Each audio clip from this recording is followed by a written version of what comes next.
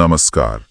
आज हम भारत के रियल एस्टेट बाजार की गहराइयों में झांक रहे हैं और खास तौर पर देख रहे हैं कि सितंबर 2025 में इस सेक्टर की क्या स्थिति है, क्या चल रहा है।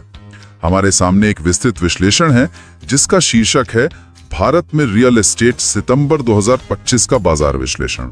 तो आज हमारी कोशिश रहेगी कि इस दस्तावेज से निकले जो मुख्य निष्कर्ष हैं उनको समझें।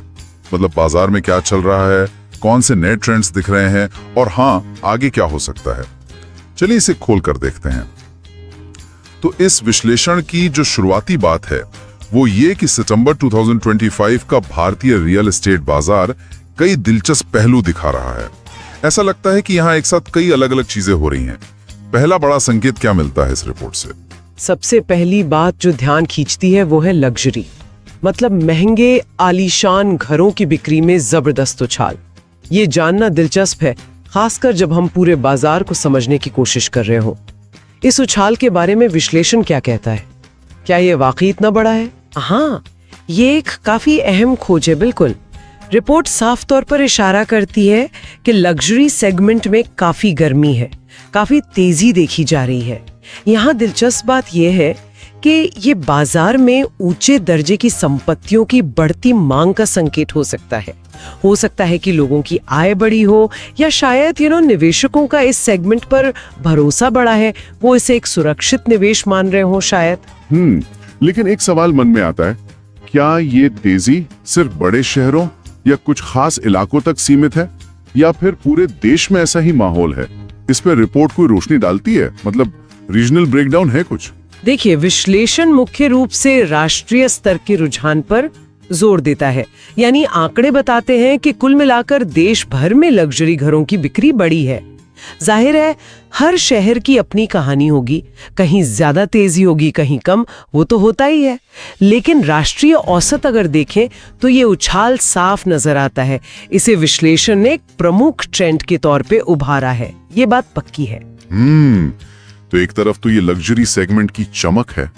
अच्छा, इसके अलावा रिपोर्ट में टेक्नोलॉजी आधारित बदलावों का भी जिक्र है। सुनने में तो ये काफी व्यापक शब्द लगता है, टेक्नोलॉजी आधारित बदलाव। रियल एस्टेट के संदर्भ में इसका क्या मतलब है?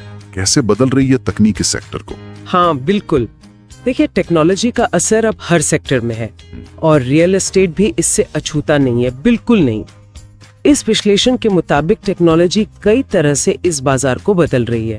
पहला तो यही कि लोग प्रॉपर्टी कैसे ढूंढते हैं। अब देखिए online portals, virtual tour, 3D walk through, ये सब कितना आम हो गया है। हाँ, ये तो है। दूसरा, लेन-देन की प्रक्रिया में भी तकनीक का दखल बढ़ा है। शायद डिजिटल डॉक्यूमेंटेशन, ऑनलाइन पेमेंट या हो सकता है ब्लॉकचेन जैसी चीजें पारदर्शिता और तेजी ला रही हो। और तीसरा, जिसे अक्सर कंस्ट्रक्शन टेक या कॉन्टेक कहते हैं, यानी निर्माण के तरीकों में बदलाव। हाँ, जैसे कि प्री फैब्रिकेटेड हिस्से इस्तेमाल करना या नए पर्यावरण के अनुकूल मटेरियल का उपयोग।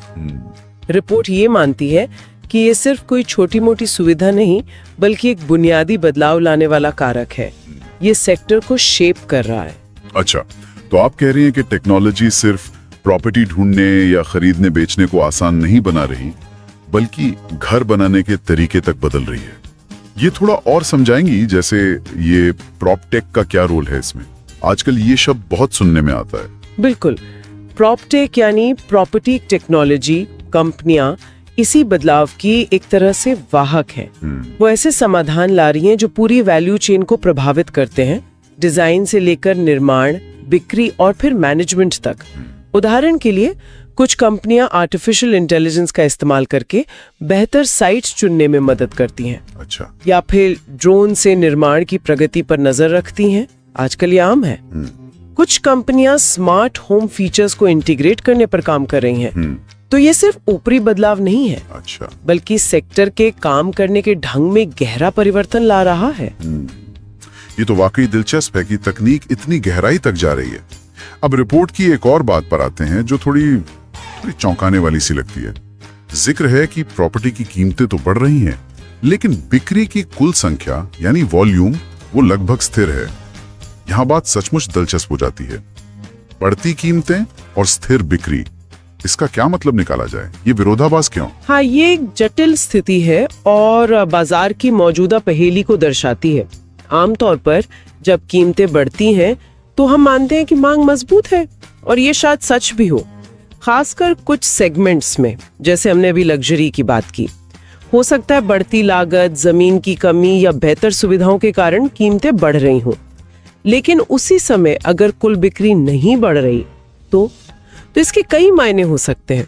एक तो ये कि शायद कीमतें इतनी बढ़ गई हैं कि वो आम खरीदार की पहुंच से बाहर होती जा रही हैं। हाँ, ये मुमकिन है, जिससे खरीदारी की रफ्तार धीमी पड़ गई है। वहाँ लोग शायद बढ़ी हुई कीमतों के कारण रुक गए हैं और इसी वजह से कुल वॉल्यूम सपाट दिख रहा है। क्या ये बाजार के दो हिस्सों में बंटने जैसा संकेत है, एक तरह का स्प्लिट? ये व्याख्या काफी हद तक तर्कसंगत लगती है, बिल्कुल।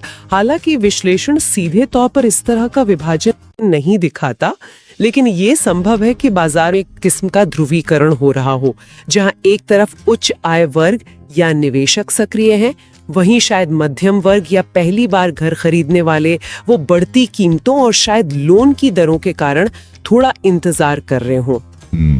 स्थिर वॉल्यूम का मतलब ये भी हो सकता है कि जो नया सप्लाई है वो मांग के बराबर ही आ रहा है, मतलब कोई बहुत ज्यादा गैप नहीं है, या फिर खरीदार अब ज्यादा सोच समझकर फैसला ले रहे हैं। शायद ये बाजार के एक नाजुक संतुलन बिंदु पर होने का संकेत हो सकता है।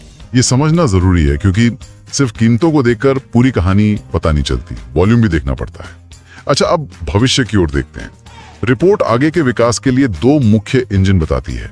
पहला संस्थागत निवेश यानी इंस्टीट्यूशनल इन्वेस्टमेंट, और दूसरा इनोवेशन यानी नवाचार। ये दोनों इतने महत्वपूर्ण क्यों माने जा रहे हैं आगे की ग्रोथ के लिए? इसका मतलब है जब बड़े फंड्स जैसे पेंशन फंड्स, बीमा कंपनियां या विदेशी निवेशक रियल एस्टेट प्रोजेक्ट्स में बड़ा पैसा लगाते हैं। राइट। ये अहम क्यों है? पहला, इससे सेक्टर में बड़ी मात्रा में पूंजी आती है जो बड़े और जटिल प्रोजेक्ट्स को संभव बनाती है, स्केल बड़ा हो जाता है। दूसरा और शायद ज्यादा महत्वपूर्ण, ये बाजार में भरोसे का एक बड़ा संकेत होता है। जब बड़े प्रोफेशनल इन्वेस्टर्स पैसा लगाते हैं तो ये दिखाता है कि उन्हें बाजार के भविष्य और स्थिरता पर यकीन है। हाँ, ये बात तो है। अगर हम इसे बड़ी तस्वीर से जोड़ें तो ये सेक्टर को ज्यादा संगठित और पारदर्शी बनाने में भी मदद करता है। वो एक तरह का डिसिप्लिन लाते हैं। समझ गया।